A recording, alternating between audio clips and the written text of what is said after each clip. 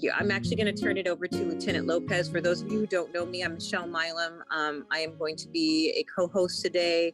I'm just trying to facilitate and take the questions that people may have. So you'll see me going back and forward and looking at for some of the questions in the Q&A and in the chat. And if you have other questions, feel free to drop them in there and I will try to make sure that they get answered. But now I'm going to turn the program over to Lieutenant Lopez to talk about our topic for today for AB 481. I was going to get over to the chief first.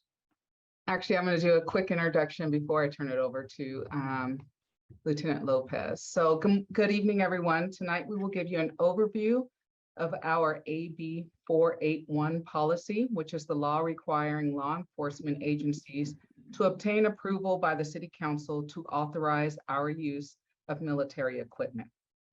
We will explain the provisions of AB 481, discuss our report that we are required to provide to the City Council as well as the public on a yearly basis, and explain exactly what military equipment we have and what it is used for. A couple things I want to say before we get started. All of the equipment discussed tonight is equipment that we've been using for years. There's nothing on our list that we are just now acquiring or trying to get approval for. Secondly, I think you're actually going to be surprised by what equipment is actually classified as military equipment. So we look forward to, I look forward to Lieutenant Lopez's presentation. And also, if you have any questions, please put them in the chat so we can answer them. And thank you for joining us tonight. Lieutenant Lopez. Sounds good. Hello, everybody. My name is Lieutenant Lopez. I'm going to share with you a brief presentation. Again, as the chief mentioned, if you have any questions, please feel free to put them on the chat, and Ms. Millen will answer, or at least we can stop and answer them.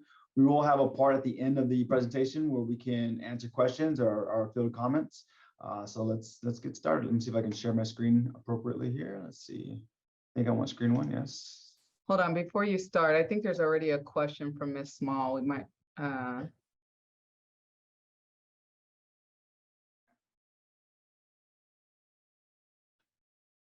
I saw her hand up. Ms. Small, if you could drop your question in the questions. Yes, I'm looking at the questions.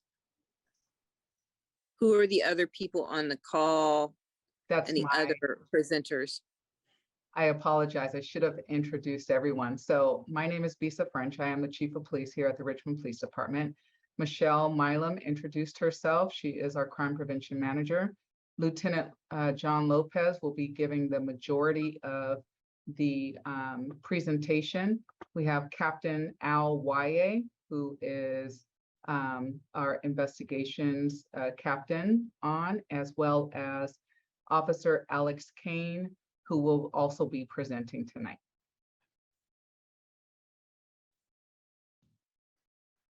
Great, I'll go ahead and get started. So again, as the chief mentioned, this is a presentation based off AB 41, Assembly Bill 481. I'll kind of go over our agenda real quick. Let's see, here we go. No, it's not working now. There it is. This is our agenda for tonight. Kind of going to go over what is Assembly Bill 481, how it defines military equipment compared to the equipment that we have, and how the law defines military equipment, the purposes of that equipment. We will go into our inventory and what the police department, the Richmond Police Department, does have, and how it affects the city of Richmond as well. And at the end, we'll go into a questions and answers portion of it. On September 30th last year, Governor Newsom, he signed AB 481.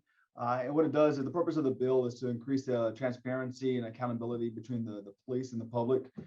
It's so the public has I guess a better idea of the kind of equipment each police department has. This is for the entire state of California. So every single law enforcement agency within the state has to conform to this new law. And it's a way so we can have an open dialogue between the public and the police department regarding the equipment that we have, the use, how we use it, and why we use it. And then with that open dialogue, we can kind of go from there. This before all this happens, though, we have to have a policy set in place, which we have made, and then it's got to be approved by our city council. So like I just mentioned, this is going to be set in place now once it gets approved by the council. With that, though, it does have an annual report each year. What that annual report does is each police department, so namely the Richmond Police Department, will have a AB 41 coordinator and manager.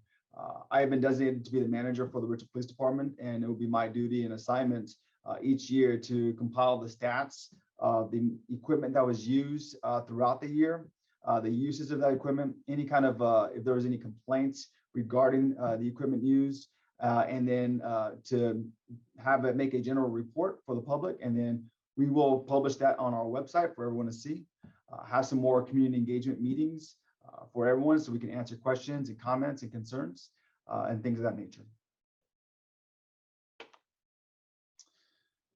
So within the law itself of military equipment per AB 41, it goes over a list of different types of equipment that they have categorized as military equipment. The things that you can see on your screen that are crossed off in red, it's equipment that we don't possess in the police department. Different agencies have different types of equipment, and for our agency, we have less than half of the items that are mentioned in this law. We don't have armored vehicles, and there's other types of equipment that we don't possess. The ones that we do possess are, we believe are to make sure that we can successfully achieve our missions, whatever that mission is, and to safeguard our community. And I'll go over each of these one by one later on in the slides. The purpose of the equipment. While the Richmond Police Department's inventory of military equipment is varied, the mere possession of the equipment does not warrant its use in every incident. So we do have different types of equipment within our means, the resources. And then what we do on a lot of the equipment that we have, it's only used by those who are specifically trained or certified to use the equipment. So we might be, as we'll go over a little bit later, flashbangs. We do have flashbangs that are called diversionary devices. They're not given out to all officers. It's only those operators who have been specifically trained and who are certified to carry flashbangs and to use flashbangs.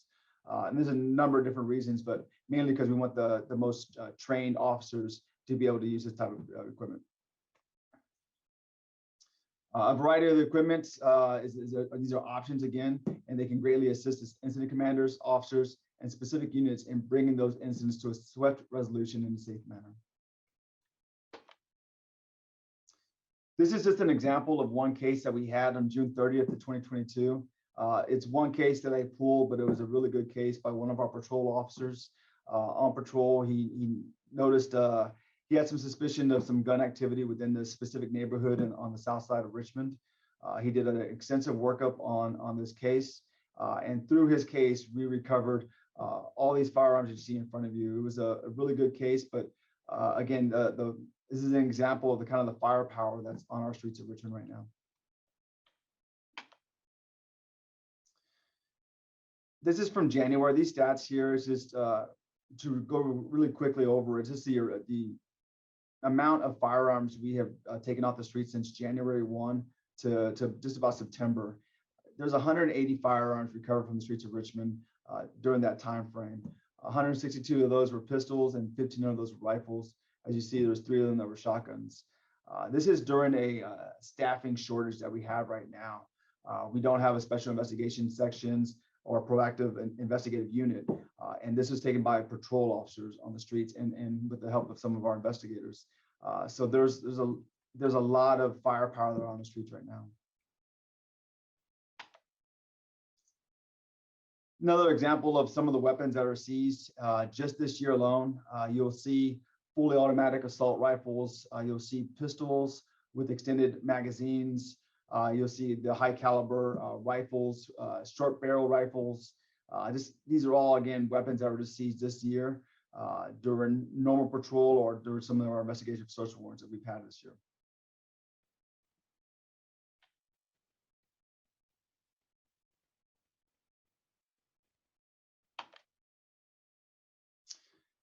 So the equipment is in different categories, and I'll go through the categories one by one.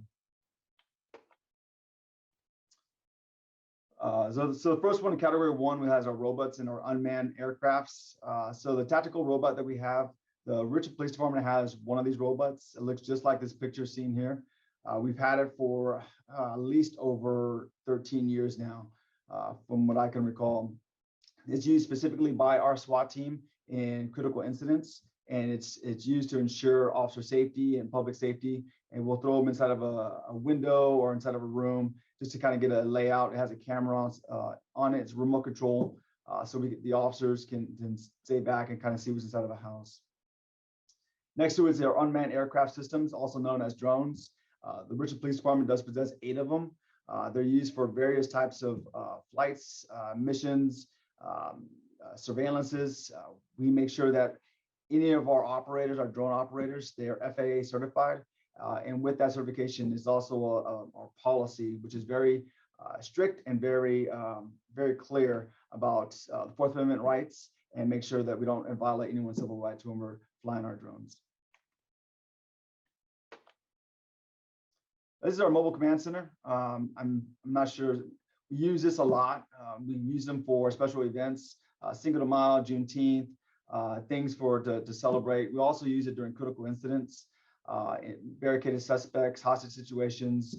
It also can be used as a secondary dispatch center in case our dispatch center goes down.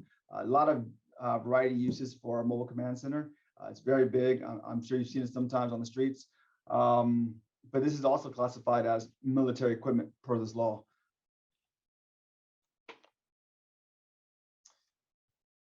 Category 7 mentions breaching shotguns and projectiles. So the Richmond Police Department, we do have 2 breaching shotguns with its frangible ammo. A breaching shotgun is a Remington 870 12 gauge. It's a standard issue. It's been modified to become a breaching shotgun for specifically only our SWAT team. So only specific trained officers are allowed to use or authorized to use our breaching shotguns, along with the frangible ammo. This ammo, when fired, well, the use for this is when we're trying to get inside a barricaded building or a screen door that's locked. It's fast. We're able to get to penetrate much quicker. The frangible ammo actually disintegrates. Doesn't go through the walls or the doors. So it's made specifically for just breaching. Next, we're going to go over our rifles, our submachine guns, and the bullets for that. I'll have our master officer, Officer Kane. He's one of our experts in the Richmond Police Department. He's also our firearms instructor and an operator on our special weapons and tactics team to kind of go over some of our rifles, SMGs, and bullets. Alex, you on? I am, sir. Can you hear me? Yes. Okay. Talking about our Category 9 rifles, SMGs, and the bullets. We at the Richmond Police Department describe them as semi-automatic shoulder-fired long guns that fire a rifle caliber cartridge. You'll see on the screen there's 2 pictures, one of which is the AR-15, which will be to the left. The other to the right is a H&K SMG, which is currently in our armory, but is not deployed due to the rising cost of maintenance, and it has been essentially decommissioned from the police department's usage. These patrol rifles are essential tools that our patrolmen and women use, and they deploy with them daily.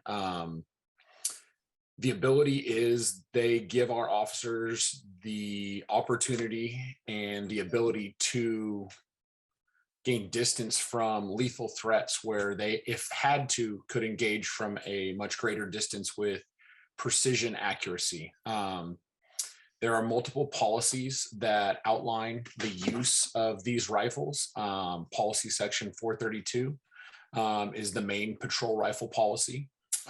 Before officers are given these rifles, they are sent to a 40-hour school that is very intense. It's very demanding, both physically and mentally. They have to demonstrate their capabilities with the rifles and proper sound decision making in scenarios. Some of the reasons why officers would deploy these rifles and how they would be effective are situations where they anticipate an armed encounter, situations where they might need to deliver accurate and effective fire at long range, situations where officers reasonably expects the need to exceed the suspect's firepower, when they reasonably believe that they may need to deliver fire on a barricaded suspect or a suspect with a hostage, when officers reasonably believe that a suspect may be wearing body armor, when authorized or requested by a supervisor, and when needed to euthanize an animal, which is in our policy but is never been used to my knowledge. The current inventory is, and it looks complex, but these are all very similar rifles. You see different models: Colt M4, Colt Commando. They are all essentially the same style rifles with different models, and that is due to the manufacturer updating model numbers. So there are 50 patrol rifles that are of the M4 variety. There are 13 M4 that are issued directly to the SWAT team, and there are 7 more that are select fire. There are 2 that are reserves in the armory. There is 8 rifles that are honor guard that they use those for their display and their presentation purposes for ceremonial purposes. We have 1 M14, which is a decommissioned weapon that is maintained in our armory but is not used, and 17 Heckler and Koch SMG. That is the submachine gun on the right side of the slide, and it has also been decommissioned due to parts availability and the need to continually refurbish them. The rounds that these weapons fire are of the .223 or .556 caliber variety. There is nothing special about the rounds other than we use rounds that are approved by the Federal Bureau of Investigation that go through a rigorous testing process and are essentially certified to perform at a certain level, but there's nothing magical about them. And they are a vital tool that allows our officers to stay safe. Lieutenant, would you go to the next slide to category 11, please? Category 11 is going to be described as a diversionary device. You'll see a example of it below. They are constantly referred to as flashbangs. That is kind of one of their slang terms. The industry standard is a light sound diversionary device. And that term comes because when deployed, these devices display a very bright light and a very loud audible concussion, and they're used to disorient an individual temporarily for a short period of time.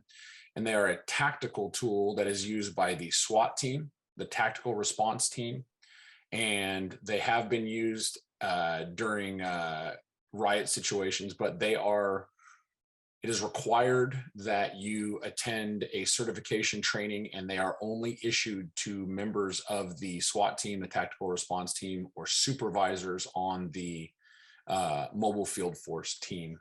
They are a non-lethal tactical diversionary device. And next slide, Lieutenant. And that's going to be the end of my presentation. Thank you, Alex. So next in category 12 is going to be our chemical agents and impact munitions. So we are authorized to use chemical agents in specific circumstances within the police department. All of our uses of force, this is all within the use of force continuum at the police department, and this is found within our policy, which is also on our website. So we have different types of chemical agents, CS gas, OC gas. With that, we also have impact munitions that can deliver the same types of gas and powder in a powder form. And we use these again for specific situations. Most notably is, barricaded suspects or hostage rescue, where we have to act fast. These are specifically for officers who have been trained in the use and the deployment of these munitions. Category 14s are kinetic energy and less lethal platforms. So on the left, you'll see our beanbag shotguns. We currently have, it says 1, but that's a typo. And I left that typo on there from last time. I forgot what, I think it was, I have to go back and fix that. I think it was 11, maybe 17, but I have the numbers here as far as beanbag shotguns. Beanbag shotguns are specifically used in case it's a less lethal option for officers and sergeants. We have them in our patrol cars as an option for that. And then also we also have the 40 millimeter launchers, which are the same type of less lethal kinetic energy impact devices. One's a 6-cylinder platform, the other one's a single barrel platform. Go over quickly, real quick, as far as the policy is concerned, with City Council approval, the Richmond Police Department will continue to have access to each of the resources currently available. We'll also have, we'll implement collecting stats annually and producing a report for the public and producing on our website annually. If this fails to meet City Council approval this year, then we will have to cease the use of the equipment that we just went over. And then the police department will have to redesign our policies and procedures regarding those affected. It is our belief that the safety of the public, of the community members will be negatively impacted without this policy being approved. And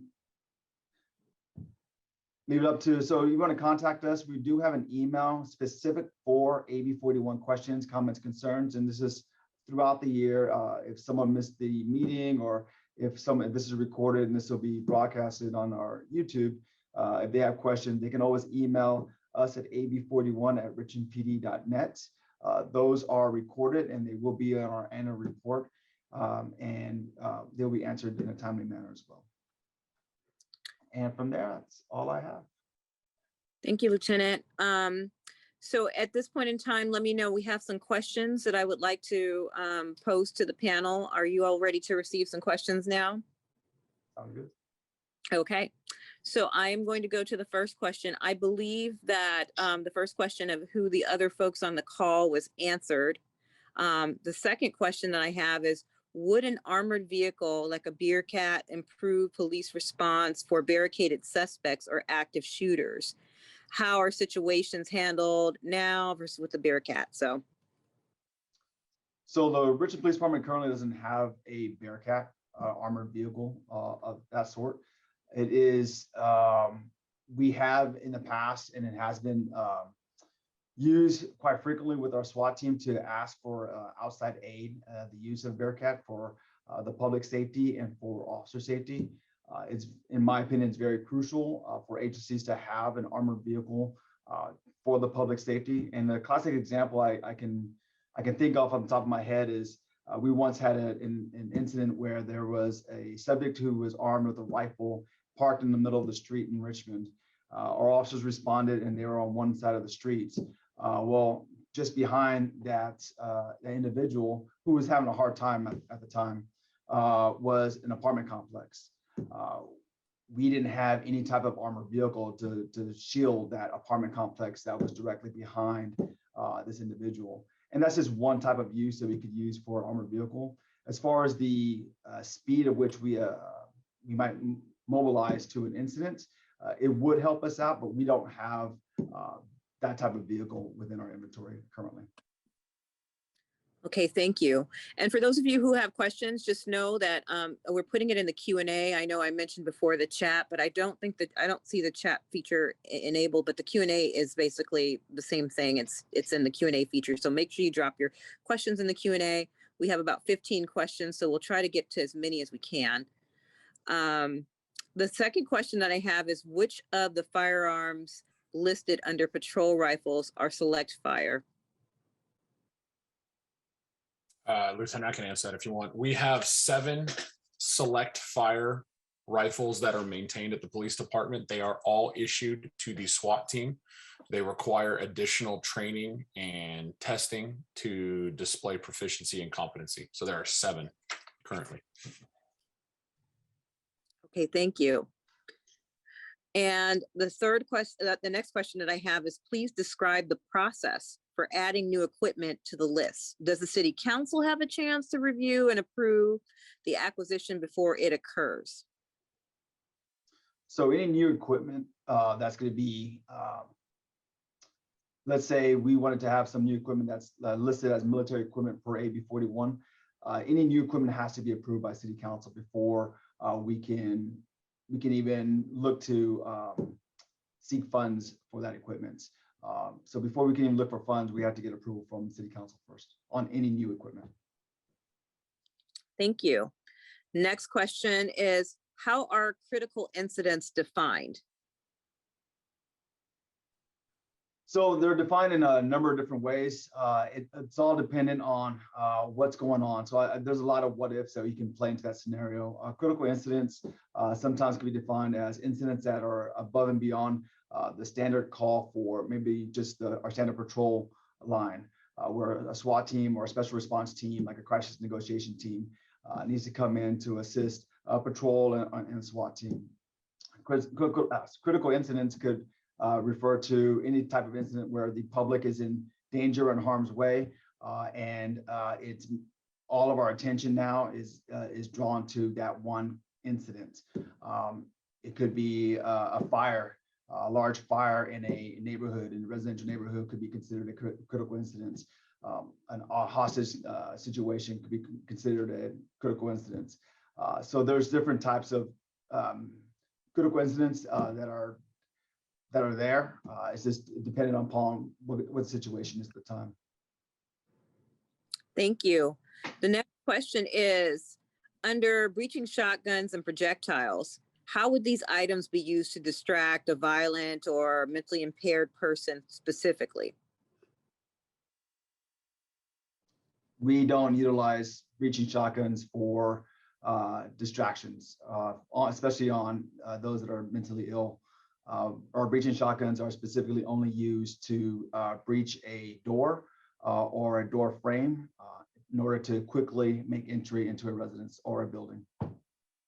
Okay, thank you. And then the next question is a follow-up.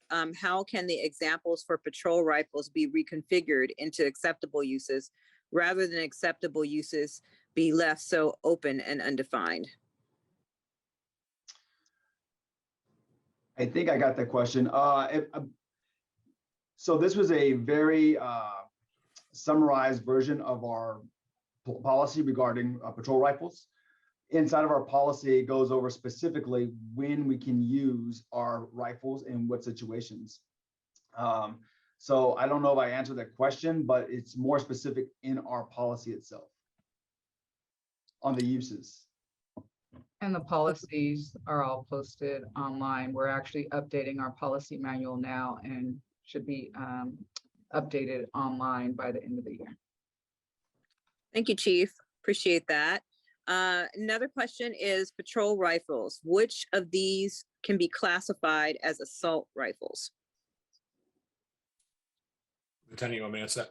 Yeah. So every single one of the Category 9 rifles meets the California Penal Code definition of an assault weapon, which is a generalized description of a firearm that contains certain features. And can we talk a little bit about the rifles? Because I know that that's probably a hot topic item.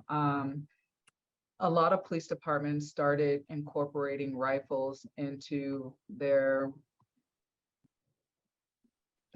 equipment, specifically after Columbine, when there was rifles used in that school shooting, and people called for the police departments to be able to overcome that level of resistance. And so many departments started incorporating rifles after these major school shootings, because whether they're legal or not, many people in the community, unfortunately, have access to assault rifles. Thank you. And I think there was a couple of questions about rifles. So the other follow-up about rifles was, do all patrol officers carry AR-15 rifles in their vehicles? No, the short answer is no. You have to be you have to be trained. As Officer Kane mentioned, in our 40-hour course, you have to be trained in that 40 hours, which is specific to Richmond too. It's very specific training. It's very hands-on training with our instructors and with our officers who are looking to deploy on the streets of Richmond with an AR-15 rifle, type rifle. So not all officers have those rifles. Only those are specifically trained. Thank you. And then there's a question about follow-up of chemical agents. Are uses of chemical agents in compliance with AB 48, not 481, to be used only when there is a risk of bodily injury? And I'll repeat that just because I want to make sure I'm clear. Are uses of chemical agents in compliance with AB 48, not AB 481, to be used only when there is a risk of bodily injury? So we already under that. So only those who are specifically trained in the uses of chemical agents are allowed to deploy with those agents. Right now, we're still revising our policy and updating our policy as Chief mentioned. And so AB 48 is going to be included into our policy as far as the specific uses of chemical agents. So we're complying with the state law. Okay, thank you. Thank you for that. Going into more of the questions, how often have you had to use this equipment in the last 4 years, and for what occasions? That's dependent by each category of equipment we're talking about. When you're talking about the tactical robot, for instance, this would be off the top of my head because we haven't been keeping stats on when we deploy the robots, but maybe 6 times a year for SWAT related incidences. And then our mobile command center, again, I mean, that's throughout the year. So it all depends. Now we're talking about our patrol rifles. Correct me if I'm wrong, either Officer Kane or someone.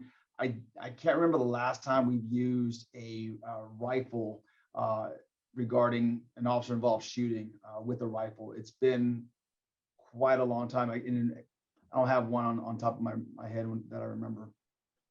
The rifles are deployed daily, which means they are brought with the officers as part of their duty loadout in their patrol car. But as far as being actually physically used, it's probably been since 2018. Thank you for that. So a part of the new policy, the 481 policy, we will start tracking come the new year when when the equipment is actually deployed. So we haven't been keeping track. It wasn't law that we kept track before, but we will start keeping track, and that will be part of the yearly report. That will be included in the yearly report. Thank you, Chief. Yeah, I think that's an important question that people often want to know is, the tracking piece. That part of this process is to make sure that it's tracked so it's transparent to the public. So thank you for that question. Going on to the next question. Is it ever appropriate to use military equipment against residents? If so, when? That's a very general question because there's lots of different categories of military equipment. And then of residents, I need more specific. What's the incidence? We do use flashbangs inside of houses when we're authorized for a search warrant, to serve a search warrant. So that would be one type of incident. So I would need more specifics on that question. Okay. Going to the next question as a follow-up. Are you anticipating that the City Council will approve the new policy? Well, I hope that the policy is approved because these are, again, equipment that we've had for many years that we've trained with. And if the policy is not approved, we will have to significantly readjust our policies, multiple policies, and also figure out how we can effectively address the issues that we are faced with in the community. Our goal is to keep the community safe, and we've determined over the years that this equipment has been able to help us keep the community safe.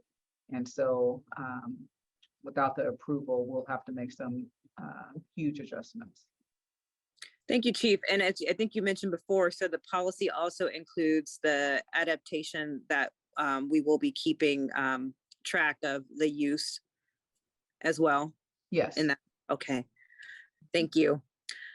Going to the next question, will use be authorized during First Amendment assemblies, such as protests, rallies? What is the impact of deploying military equipment on the right to peaceful protests? So I think this question kind of stems around First Amendment assemblies and peaceful protests and the policy per use.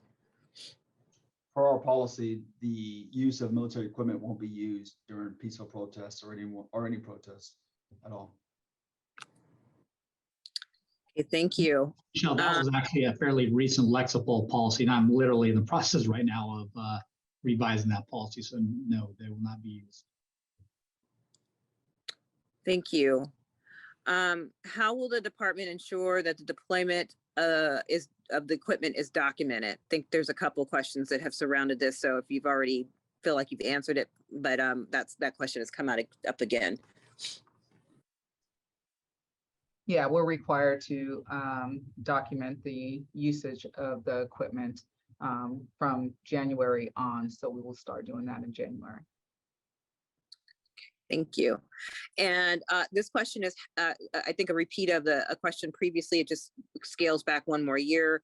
How often has RPD used this equipment, military equipment, in the past 5 years, and under what circumstances?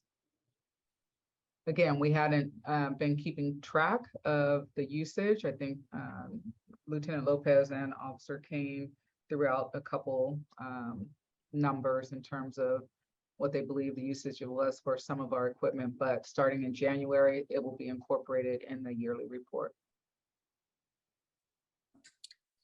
Thank you. And then the second to the last question is you mentioned something about what I believe is maybe a pepper spray. Is that different from what officers normally carry with them? So what I was mentioning was our OC gas and CN gas that we have. It is different. There's different types of ways to launch that type of gas. So some of them are canisters and some of them are impact weapons. What our patrol officers typically carry is OC spray within a smaller bottle on their gun belts. Okay, thank you. And I think we have one last question. What's the most popular civilian rifle in the U.S. speaks to the arms in the community?